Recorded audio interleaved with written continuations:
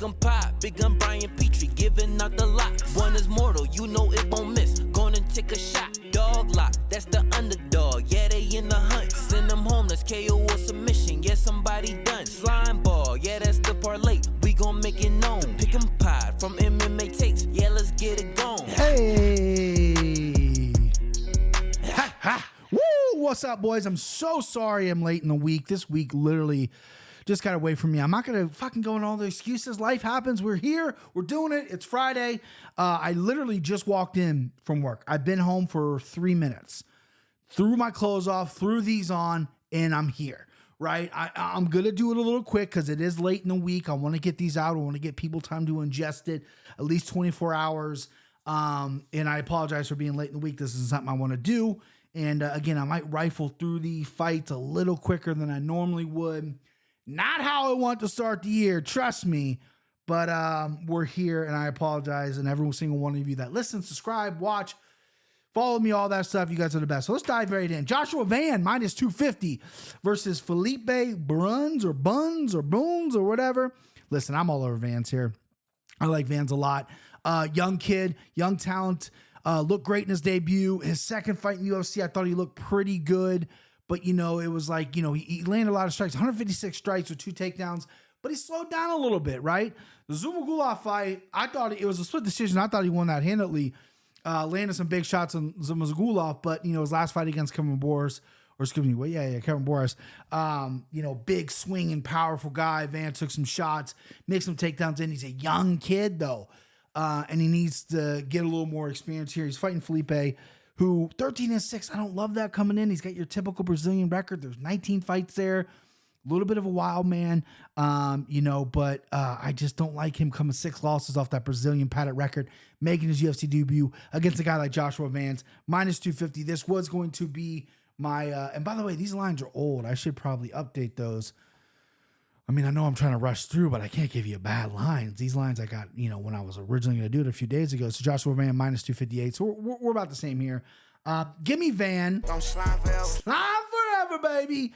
Almost my mortal lock. Very confident in Vans here. All right, next up, we got Tom Nolan, who is a minus 340 favorite. He is fighting Nicolas Mota, plus 270. I see some people flirting with Mota, plus 270. Tom Nolan is a very aggressive guy.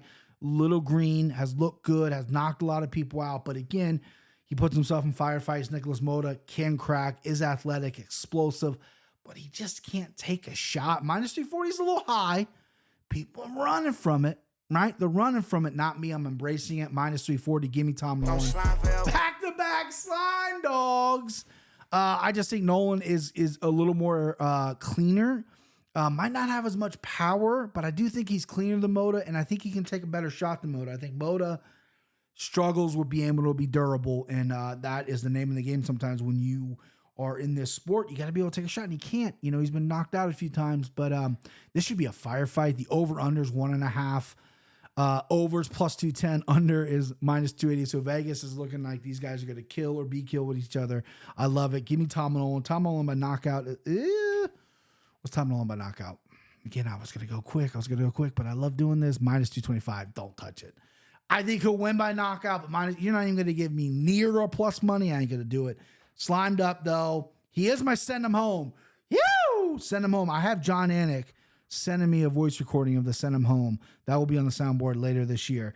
Anyway, slimed up, send him home, back-to-back slimes. Next up, Weston Wilson, plus 265 versus Gene Silva. Gene Silva here, minus 950. I hate Silva being minus 950. I think he's a pretty good prospect.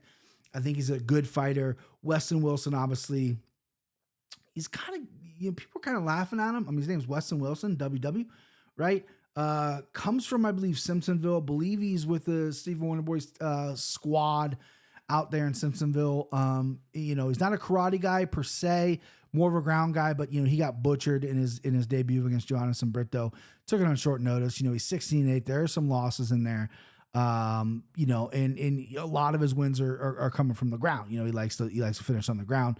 You know, 5K win by KO, 2 by losses, 11 wins by submission. He's a little good at the ground here. I think Gene Silva is just going to be too Sturdy, too tough on the ground to be able to give anything up here. He's got some chokes on the ground. He's also got some finishes other ways. Silva, the more rounded guy. I'm taking Silva minus 950, makes me want to throw up. That's very high for a guy who is very inexperienced in the UFC. I mean, this is technically his debut. He went on the Contenders, but 950. I mean, that's just people hating Weston Wilson. Which, listen, put some money on Weston Wilson if you really want to just sprinkle a little bit and kind of get a nice shot out there. I don't think it's going to happen. Minus 950 though is puke. Next up, Farid Basharat minus 270 versus Taylor Lapilus, plus 220. Taylor, French, I believe. He was the one that spoiled the debut of Callan Longlin, if I'm pronouncing that name right, who I was high on, who I completely swung and missed. Taylor's been in the UFC for a little bit, but yeah, Callan Longlin, he just took him down. Callan went for 2 takedowns, but Taylor stuffed all the takedowns, landed better strikes, and clearly won a decision in that fight. I know Callan, is very upset. He's a highly touted prospect, but besides that, this guy needs to get after, needs to get a finish here. Farid Basharat, him and his brother are just fucking tough. I mean, they are legit dudes. Everyone that trains with them says these guys are the real deal, and I believe it. Minus 270 scares me. No parlay piece for me. I'm good at pick Basharat. Taylor is an awkward guy to fight. Takedown defense is on point. And his striking is, I believe he does come from a kickboxing background. His striking is, he's hard to get on the inside. He's hard to hit. He is muscled up a little bit, and Basharat likes to push a pace, so cardio could play a factor. Taylor isn't the most active guy in the world. He landed 84 strikes on Colin, but Colin, unfortunately, was just kind of moving forward and going for takedowns. He's right there to be hit, and Basharat's going to be like that as well. Hopefully he can cut some more angles, and if you go for takedowns, be sure you're going to get him. If not, abandon the takedown, strike with him. I think if Colin did that, it would have been a closer fight. But this one's surprising. I think Taylor at plus 220 is an interesting number. Let me make sure I still have these numbers right here. Plus 225, 278 for Farid Basharat. I'm going to go Basharat. I like the Basharat brothers. I have not lost yet betting the Basharat brothers, so I'm going to keep that same thing going, Basharat, but I ain't going to parlay it. I don't have a really good prop feeling, so it's just a money line. If you're willing to spend minus 270 on a money line, go ahead. If you're more confident than I am, put him in a parlay, but I'm running from the parlay from that one. I'm not going to do it. Next up, Marcus McGee, minus 250, 230 now, plus 190 on the other end for Gaston Gaston. Just, I mean, listen, he's a good-looking kid, and I think I said this the first time he fought in the UFC. You got to be a pretty cool guy if your name's Gaston, because that is just such an asshole name to have, right? I mean, Gaston, right? He debuted against Aaron Phillips and looked phenomenal, right? Aaron Phillips did land 3 takedowns, and that was a little worrisome going into the fight because, we got a guy here who is primarily a striker. He's got a lot of kickboxing in his background, and he landed 83 strikes. Nothing fancy, nothing crazy. Got the win over Aaron Phillips, who, unfortunately, doesn't have a great UFC record, pedigree, whatever, but, he's a veteran in there, and Gaston debuted against him. Now he's entering Marcus McGee, who was a guy I slept on. This guy came in a severe underdog in his debut against Journey Newsome, knocked him down and then choked him out. Then he goes against JP Bays and knocks him out. Like, JP Bays, unfortunately, chin has been gone for several years. He lost his chin before he lost his wife. Whoa! You see that? I'm firing shots at JP Bays. So Marcus McGee, again, listen, he's at the Arizona lab, which when Benson Henderson kind of went to Bellator and he started getting kind of to the tail end of his career, the lab kind of had a resurgence. They were quiet for a while. There's some real talent there. I know Sean O'Malley cross trains with them. I know Tim Welch is his main coach, but he has sparred with Marcus McGee. He's been in the lab. He's been with these guys out in Arizona, and Marcus McGee, Jared Cannonier, Mario Bautista are some young guys coming up in the Arizona area now. Marcus McGee, again, he's good on the ground. He's powerful. He's big. Gaston is a technical guy on the feet. I think Marcus would probably serve himself well if he goes for some takedowns here. I like Marcus McGee in this fight. I'm going chalk again, minus 250. I'm not afraid of it. He's down to minus 230 now. And Marcus McGee by submission is something that's just popped in my head because Gaston is, again, he's working hard on his ground. By submission plus 300, add it to my card. Add it to my fucking card. Marcus McGee by submission, plus 300. That's my fucking card. All right. Next up, you got Matthew Sellensberger, minus 130 versus Preston Parsons, plus 110. Let's see if this line has stayed the same. Okay, so it's basically a pick 'em now, minus 102 versus minus 118 for Sellensberger. I like Preston Parsons here. I like them at the dog money. Should have bet that here. Sellensberger is going through a confidence issue here. His takedown defense isn't nearly what I thought it was. His power is still there, but his overall athletic ability is through the roof, off the charts. You name it, he's got it. But Preston Parsons is a grinder. He's a strong kid. He can take you down. Even when he's gassed, he's going for these fucking sloppy takedowns. And it feels like he gets them more so than not. And Sellensberger's fight IQ is dog shit. And I can't lay money on Sellensberger. I thought he was going to be something when he debuted in the UFC. But unless he's fighting Nick Diaz's training partners, you know, he falls short. And I like Preston Parsons in this spot here. Wish I could have got dog money, but minus 102, pick him, pick him money, pick him Petrie, pick him Preston Parsons. P. Give me Preston Parsons. No parlay or anything like that, but give me Preston Parsons. All right, next up, big boys, Andre Arlovski, plus 525 versus Walter Cortez Acosta, minus 750. This line's weird to me because Costa, he's athletic, he's good, he's so green though, and I don't think his power is like career changing, right? Now, I know Andre Arlovski's on a little bit of a skid. He's like 50 years old. He had a chin, never had a chin, then had a chin. Now he's starting to get chinned again. But I just like the vet here. I'm going Andre Arlovski at this huge number at 525. I think it's absurd that Acosta is minus 750. I don't think he has any right to be that number. Leg kicks are open. We don't know about his ground game. Cardio in question. He's got a good right hand. He throws it, but he's not ultra aggressive. Andre Arlovski later in his career has been really good with footwork and out vetting guys, out experiencing guys, clinching when he needs to clinch, staying away from the big shots. I see a decision here, and I'm pulling out this big motherfucker right here. I'm pulling out this green hammer. Over 1.5, minus 140. Come on, that's stealing. This is going to be a decision win. Andre Arlovski will not get knocked out. Won't get knocked out. Acosta's not going to get knocked out. This is going to go to a decision. Over 1.5. I'm surprised they lined it over 1.5. I know everyone thinks the big boys are going to knock each other out. I have fallen a victim of that myself. But this is going over 1.5 at minus 140. That's already been played by your boy. Multi-unit shot. Green hammer. Whew. I need to start like just busting shit with this, right? So Andre Arlovski's a pick at 525. That will be a sprinkle. And then the green hammer over for the fight. 1.5 minus 140. I can't believe they lined it 1.5. I can't believe they're giving me minus 140. That's going to a decision. I feel it in my balls. All right, next up, Phil. Now, these next I've done on Anakin Florian. So, again, I'm not going to try to repeat myself. We're at 13 minutes. We're doing good. You might need, I know on the podcast app, I know on Apple Podcasts, you can listen to a show sped up. You might need to listen to this one slowed down, right? Is that an option? I don't know. I don't use those features because I feel like I'm rifling through a lot. We're at 13 minutes. Does anybody understand what I'm saying? Right?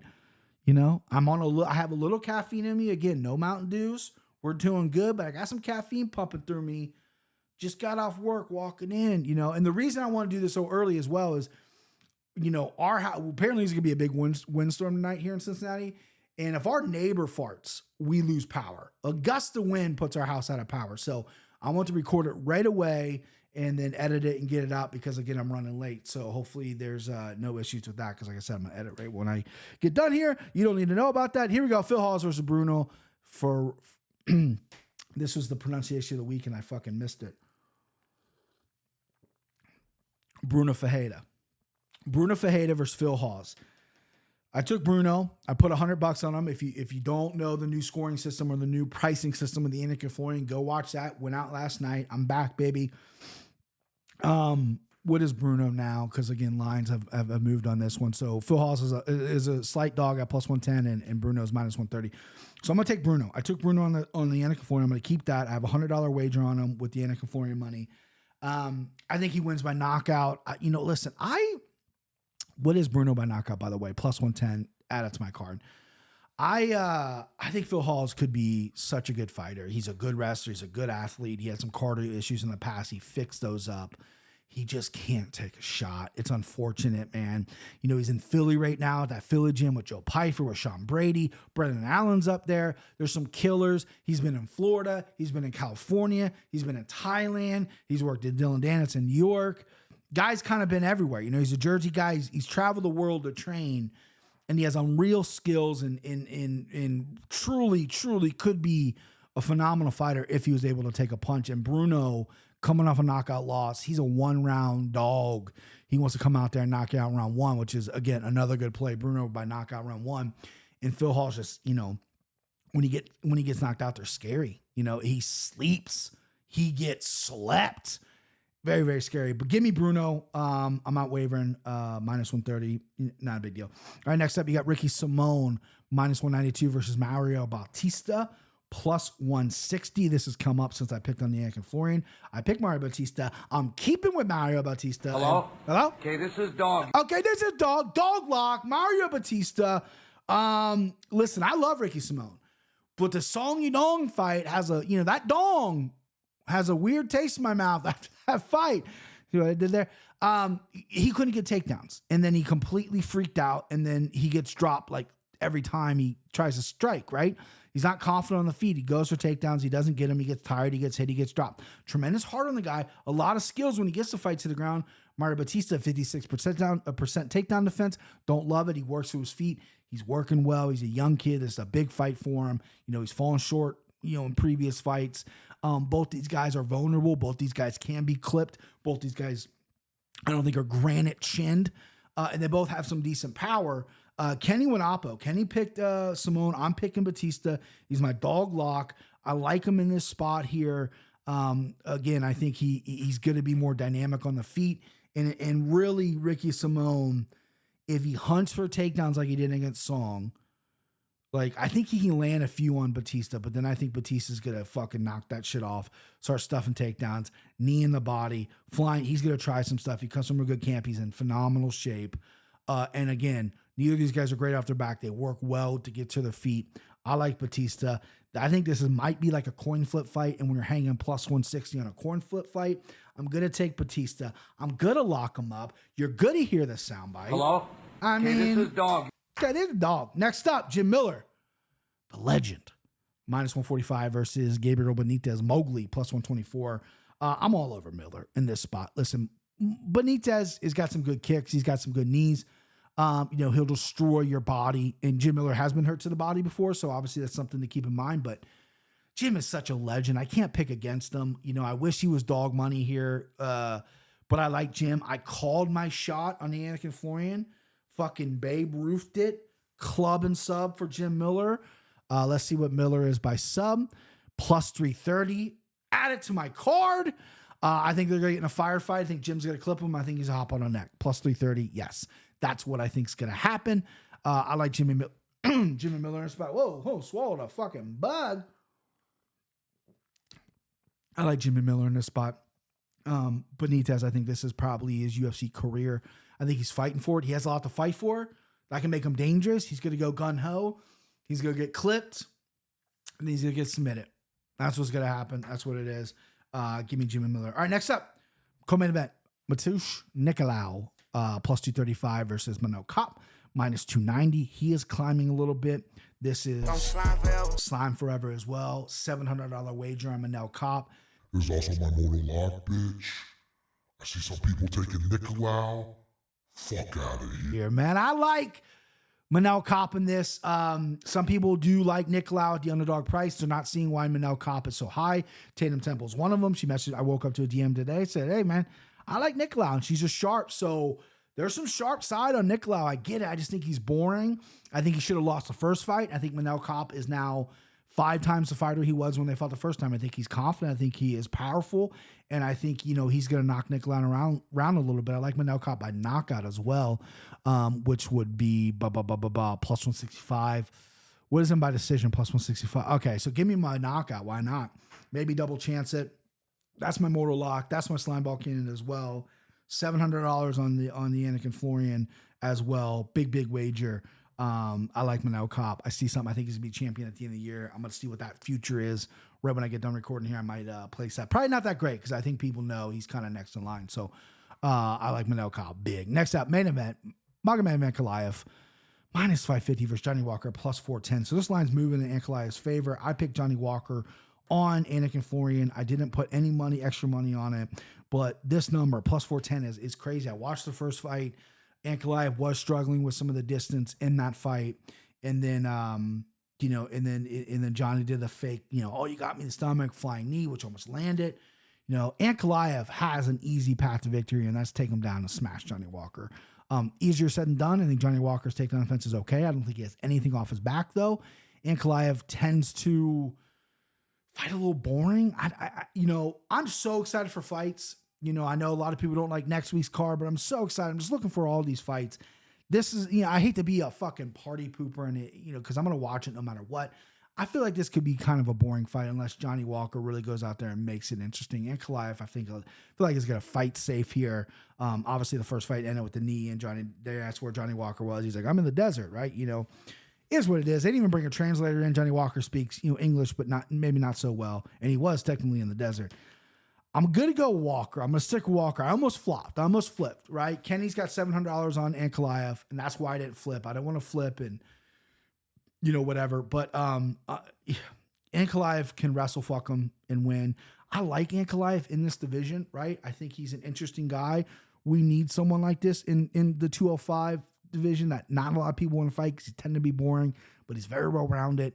I think he can knock out Walker too. Walker's chin is crazy. I mean, we've all seen the video where Johnny Walker gets knocked out like 5 times in one fight. When Jamal Hill knocked him out, it was one of the funniest knockouts ever. He just fucking slept before he even hit the floor. But the number at plus 410 is just too enticing. So I'm going to take Johnny Walker at plus 410. No looking back. All right, so recap the locks real quick. See, we're at 22 minutes. I wanted to do it quick. Let's go. Mortal lock, Manel Kape. Easy. Dog lock, Mario Batista. Easy money. Send him home, Tom Nolan. Vegas thinks so too. I think so too. Vegas is smart. I'm smart. What are you going to do? That fight's going home. Green Hammer, Andrei Arlovsky versus Acosta over 1.5 minus 140. That bet's already placed. Another bet, first line ball of the year. Tom Nolan. I know a lot of people are kind of flirting with Moda, but Tom Nolan, Joshua Van, Manel Kape, plus 148. Right? Plus 148. It's plus money. Not quite 2-1, but it's a winner. You know what I mean? That motherfucker's winning. You know what I'm saying? Slime ball parlay, one more time. Manel Kape, Joshua Van, Tom Nolan, plus 148. Green Hammer's already been said. Let's go. First fight of the year, first fight night of the year. I'm sorry that it's coming out on Friday. I apologize, but God damn it, we got one, baby. And then we're off to the races. No breaks. No breaks. Let's go, baby.